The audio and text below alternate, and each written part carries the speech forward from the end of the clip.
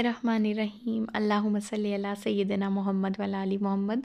अस्सलाम वालेकुम viewers, welcome back to my channel. I hope आप सब लोग खैरियत से होंगे, खुश होंगे, आबाद होंगे, ठीक ठाक होंगे। अल्लाह ताला से मेरी दुआ है कि अल्लाह ताला आप सब लोगों को हमेशा अपने हिफ्ज़ व अमान में रखे। तो ये देखें जी, इस्लामाबाद का वेदर देखें, माशाल्लाह इतनी ज़बरदस्त किस्म की बारिश हुई पूरी रात और बहुत ही मज़े का और ख़ूबसूरत और बड़ा ही प्यारा जो है वो विंटर जाते जाते भी जो है ना वो हमें अपने जो है ना वो असरात दिखा रहा है। और जो हीटर्स जो हैं ऑलमोस्ट हम लोग बंद करने के चक्कर में थे, उतारने के चक्कर में थे, सोच रहे थे कि बस इनको अब पैक कर दें क्योंकि मौसम चेंज हो गया। तो वो लग गए, दोबारा से हो गए ऑन। और जो है मौसम दोबारा से बहुत ही समझे कि जनवरी वाली फीलिंग आ रही थी और इतनी मज़ेदार जो है वो बारिश थी और बहुत मज़े का था। तो हमारे घर आए थे जी 2-3 मेहमान और यहाँ पर बन रहा था उनके लिए नाश्ता। और मैं सोच रही थी कि आपके साथ शेयर करूं नाश्ता। तो यहाँ पर मैं बना रही थी पराठे और आपके लिए मैं लेके आई हूँ बड़ा ही टाइम सेविंग सा पराठा। तो आप इस तरह से टाइम सेविंग करने के लिए रमज़ान में इस तरह से पराठे बनाए कि आपने बड़ी सी सही ताज़ी मोटी सी जो है ना वो रोटी आपने पहले बेल लेनी है और उसके बाद ये हो गई थी बहुत बड़ी जो कि रोलिंग बोर्ड पे आ नहीं रही थी, तो मैंने इसको नीचे की है।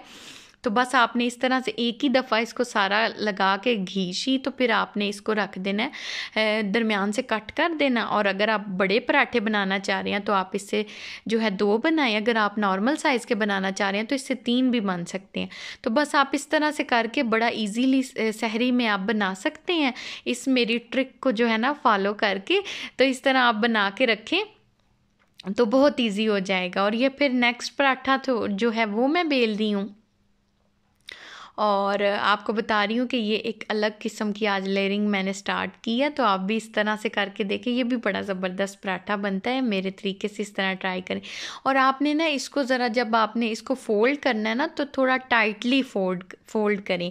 जब भी आप पराठे को फ़ोल्ड करते हैं ना तो थोड़ा टाइट करके फ़ोल्ड करें। उससे ये होगा कि आपकी लेयर्स जो हैं वो बहुत ज़्यादा जो है ना वो अंदर तक जो है ना वो बनेंगी और खूबसूरत। अगर आप इसको लूज़ रोल करेंगे ना तो फिर वो लेयर्स इतनी अच्छी नहीं बनेंगी। ये देखिए इतना प्यारा पराठा बने।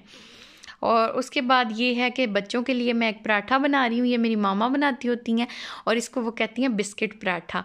तो ये भी बड़ा मज़े का लगता है और मैंने कहा सोचा कि आज मैं ये भी पराठा बना के ज़ियान को देती हूँ और वो बड़ा खुश हो रहा था कि नानो बिस्किट पराठा बनाती होती हैं।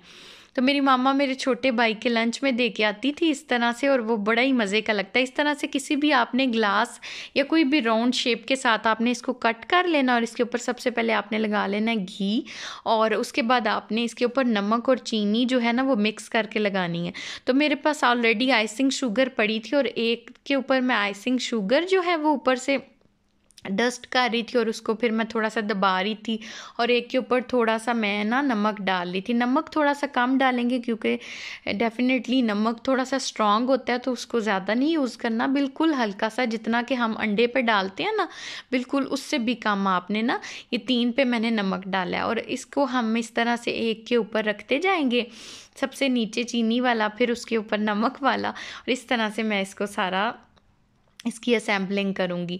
तो ये भी बड़ा मज़े की इसकी लेयरिंग बनती है। और अमूमन ऐसा होता है ना जैसे जब आप चीनी का पराठा बनाते हैं तो चीनी बाहर को आ जाती है और वो बड़ा ही अजीब सा लगता है। फिर वो पराठे के ऊपर भी कभी कभी वो जैसे कैरमलाइज शुगर वो जल से आती है तो उस तरह की उसकी खुशबू भी आती है और तवा भी गंदा कर देता। तो इस तरह से ट्राई करके देखें बच्चों के लिए, तो ये बहुत मज़े का पराठा बनता है। तो मैंने फिर बना लिए थे ये तीनों पराठे और ये सारे पराठे और साथ साथ जो है वो मैंने ऑमलेट बना लिया था। मेहमान आए थे, शादी के कुछ फ्रेंड्स आए थे तो उसके साथ। और मैंने आपको एक और चीज़ बताऊं कि मैं ना घी को बाजुकात मेल्ट नहीं करती। तो जब मेल्ट ना किया हो ना घी तो वो पराठे में कोशिश करें कि पहले तो आप इसको ट्राई ना करें। बहरहाल फिर भी मैं आपको बता रही हूँ क्योंकि बाज़-औक़ात फट भी जाता है पराठा इस तरह से। लेकिन मुझे वो इतना मज़े का लगता है ना जब वो किसी किसी जगह पे वो घी होता है और वो जब तवे पे जाके मेल्ट होता है ना तो उस एरिए से पराठा बहुत ही मज़े का बनता है। तो बस ये है कि मैं यहाँ पर पराठे बना रही थी और साथ ही जो है वो मैं बना रही थी ऑमलेट। और पराठे और ऑमलेट का जो है मज़ा आता है बहुत ज़्यादा नाश्ते में। और ये तो चॉइस होती है कि बाज़ लोग जो है वो ऑमलेट पसंद करते हैं और बाज़ लोग जो हैं वो फ्राई अंडा पसंद करते हैं। लेकिन आजकल तो ये है कि अंडे इतने ज़्यादा महंगे हुए हुए हैं ना, तो जब आपके घर मेहमान आ जाते हैं ना, तो फिर समझे कि दर्जन अंडे की तो समझ ही नहीं ना आती। तो फिर जो है ना वो इस तरह से आप अंडा बनाएं कि कम से कम सबके जो है ना वो हिस्से में थोड़ा थोड़ा अंडा भी आ जाए, और समझे कि टाइम वो आपकी कोई चक्कर भी बच जाए ज़्यादा पैसे। और इस तरह से बस अल्लाह ताला हर एक पर रहम करे, फजल करे अपना। आजकल तो समझें कि हर एक की सूरत हाल इतनी कोई समझें कि परेशानी वाली है, सिवाय अल्लाह ताला की ज़ात के। अब अल्लाह ही चला रहा है सिस्टम सारा, वरना बात कोई नहीं है। सारे बंदे हर वक्त परेशान है। अल्लाह ताला सबकी अपने गैब के ख़जानों से जो है वो मदद करे, और अल्लाह ताला हर एक को वसी जो है ना अपनी वुसअत के साथ, अपनी गैब के ख़जानों के साथ, वुसअत के साथ रिज़्क़ अता करे। मुल्की हालात और मुल्क की जो सिचुएशन जा रही है यहाँ पर, एक मीडियोकर बंदा, लोअर क्लास तो वैसे ही समझें कि क्या हो सकता है, वो तो अल्लाह को प्यारा होने वाला है बस ऑलमोस्ट। इतनी टेंशनें हैं, और जो मीडियोकर है वो तो बस समझे कि बिल्कुल अंदर ही होके रह गया। खैर अल्लाह ताला सब पे मेहरबानी करें, जिसने ज़िंदगी दी है वो रिज़्क दे रहा है और देता रहेगा इंशाल्लाह। अल्लाह ताला इसी तरह से निज़ाम जो है वो चला रहा है और चलाता रहेगा, और अल्लाह ताला इसी तरह से हमारे घरों को, हमारे दस्तरखान को, हमारे किचन को अल्लाह पाक बरकत दे, वसअत दे, और अपने ख़जानों के साथ अल्लाह ताला मदद फरमाता रहे। तो यहाँ पर जो है वो बड़े मज़ेदार से पराठे आप देख सकते हैं वो रेडी हैं, और बड़े ही मज़े के पराठे जो हैं वो रेडी हैं। और एक मैंने बनाया था शबीर के लिए पराठा, मेरा ख्याल है वो एंड पे आएगा। वो काफ़ी बड़ा पराठा था, और जो है ना वो थोड़ा सा बड़ा होता है पराठा उसका, क्योंकि आपको पता है कि हर बंदे की अपनी अपनी चॉइस होती है। कुछ लोग, अब मैंने आपको बताया था कि मेरे हस्बैंड जो है वो बहुत जो है ना वो ऐसा मोटा पराठा नहीं खाते, और वैसे भी वो इतना मज़े का नहीं लगता। लेकिन हर एक की अपनी अपनी चॉइस है। तो देखिए ये बड़ा मज़े का, ऊपर से क्रिस्पी, और फिर मैंने चॉपर में जो है वो साथ कर लिया था अंडे को। यहाँ पर बच्चों ने एक काम मेरा ख़राब कर दिया। अगर आप प्याज या फिर कोई भी सब्ज़ी को बहुत ज़्यादा भी चॉप कर दो ना, तो वो भी समझे कीमा ही बन जाता है। तो ऑमलेट तो मेरी पसंद का नहीं बना था, और फिर भी गुज़र गया टाइम। तो ये देखें जी, यहाँ पर साथ साथ मैं आपको दिखा रही थी नज़ारे मेरे किचन से लाइव, और बड़ी मज़े की बारिश हो रही थी, साथ साथ चाय भी मैंने रख दी थी। और बस टाइम सेविंग के लिए एक हाथ को ना 2-3 जगह पर चलाना पड़ता है, ताकि जल्दी जल्दी काम हो जाए। क्योंकि मेरी मामा यही कहती हैं कि इंसान को घड़ी के ऊपर काम करना चाहिए। ऐसा नहीं है कि कोई आपका वेट कर रहा है, कोई खाने पे आपका मेहमान आया और आप इतनी देर लगा दो कि बस वो बेचारा उठ के ही चला जाए। और एक बात मेरी मामा हम लोगों को समझाती थी कि घर में जब भी कोई मेहमान आए तो उससे पूछना नहीं है कि तुमने क्या खाना है या तुम्हारे लिए क्या लाएं, बस उसके आगे ला के रख दें, और वो खाए या ना खाए आपने अपनी रिस्पॉन्सिबिलिटी पूरी कर देनी है। तो बस अल्हम्दुलिल्लाह इस तरह की छोटी छोटी सी ट्रिप टिप्स जो हैं हम अपनी मामा की फ़ॉलो कर रहे हैं, और बस जो है अल्हम्दुलिल्लाह अल्लाह ताला इज़्ज़तें देता जा रहा है और इंशाल्लाह देता रहेगा। तो ये था जी मेरे बच्चों का पराठा, छोटा सा नानो स्पेशल बिस्किट पराठा, और मामा ने इसका नाम पता नहीं क्यों बिस्किट पराठा रखा हुआ है।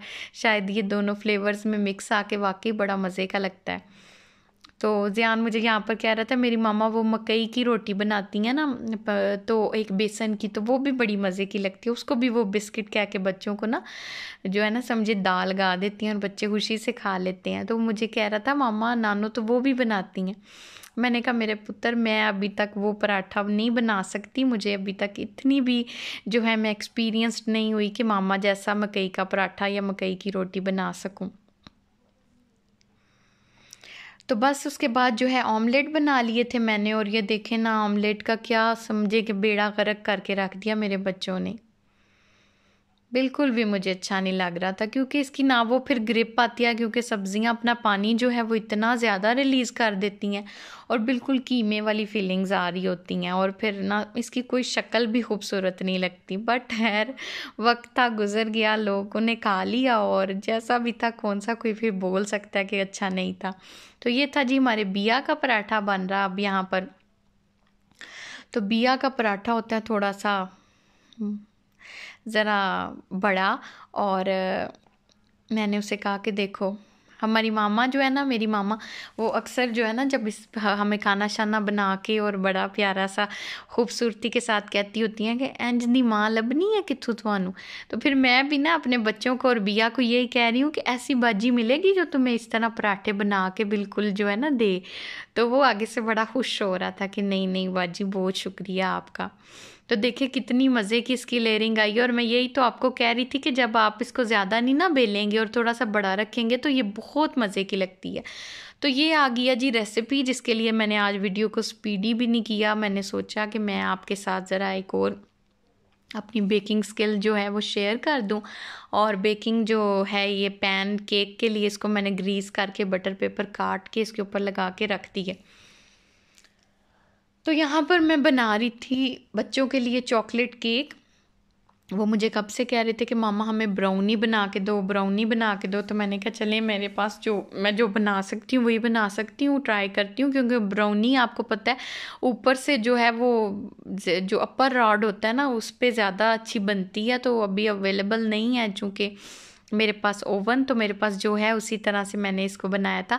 तो सबसे पहले आपने ले लेना है, कोई बीटर की ज़रूरत नहीं है आपको, जो आपके पास घर में इजीली अवेलेबल है उसके साथ आप ये केक रेडी करें।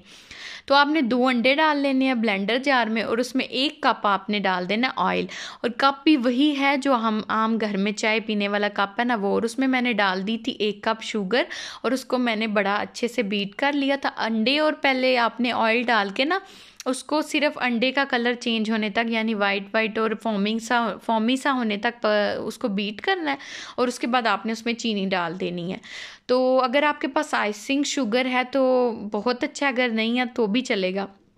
फिर आपने इसको अंदर से ब्लेंडर जार से निकाल लेना, और इसमें आपने डाल देना मैदा। तो मैदा जो है वो आपने सिफ्ट करके डालना है, और जो है अच्छे से आपने छान के डालना है। और साथ ही जो है वो मैंने इसमें ऐड कर दिया था वनीला एसेंस, और ये था 1/4 टीस्पून। और साथ में मैंने इसमें डाला था बेकिंग पाउडर 1 टेबल स्पून भर के। और इसमें फिर मैंने डाल दिया था 4 to 5 टेबल स्पून आलमोस्ट जो है वो कोको पाउडर के। तो कोई भी जो है वो मैंने मेजरमेंट्स किसी भी मेजरिंग स्केल से नहीं की या फिर किसी कप से नहीं की, रैंडमली जो भी आपके घर जो है वो चम्मच यूज़ हो रहा है, कप यूज़ हो रहा है, उसके साथ आपने करनी है। तो मैंने इसमें डाला था मैदा, 2 कप मैदा था ऑलमोस्ट। तो ये है कि आपने फिर इसको कट और फोल्ड की मदद से, कट और फोल्ड वाले जो है मेथड के साथ आपने इसको जो है वो इस तरह से जो है ना वो मिक्स करना है।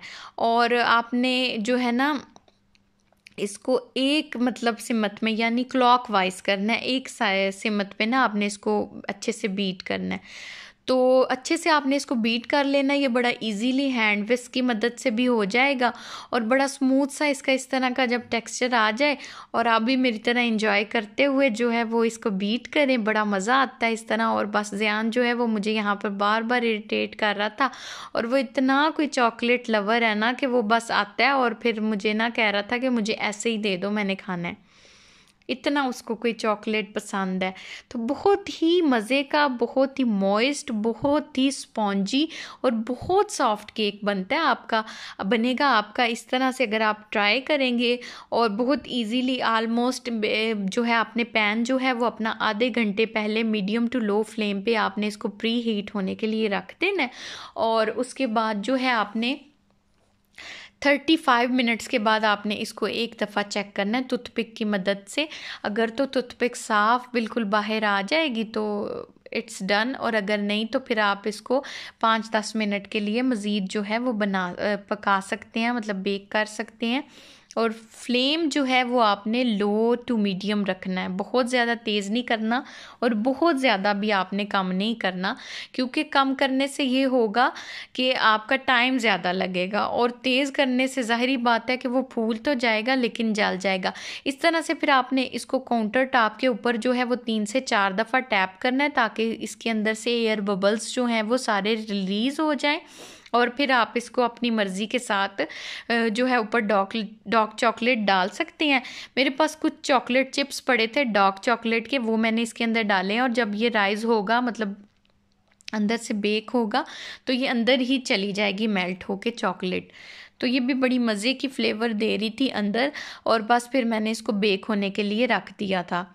तो इस तरह आप 2 अंडों के साथ किसी बटर के बगैर बहुत ही इकोनॉमिकली और इजीली आप जो है वो इस तरह का बड़ा मज़ेदार जो है वो केक बना सकते हैं। तो जब तक जी मेरा केक हो रहा था बेक, मैंने सोचा कि मैं इसकी पोरिंग के लिए कुछ, इसकी टॉपिंग के लिए कुछ बच्चों को ज़रा फैसिनेट करने के लिए कुछ तैयारी करती हूँ।